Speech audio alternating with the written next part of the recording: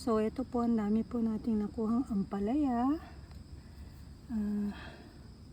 Varieties ng ampalaya na nakuha po natin, green, white, at yung white. Makakuha pa po tayong white sa ilalim po. Ayan. Ang dami po talaga.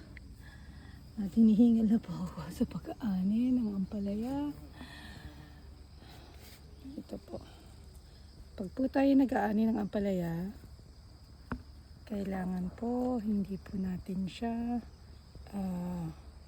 putulin dito, kundi kailangan mahaba yung pagputol po, no? Ganyan, no?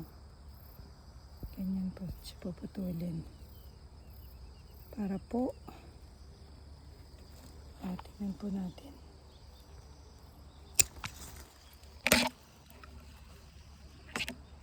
Ganito po, ano, huwag po natin siyang puputulin ng maigsi para po ang ating ampalaya ay kailangan po mga ganyan po para po hindi siya mabulok agad.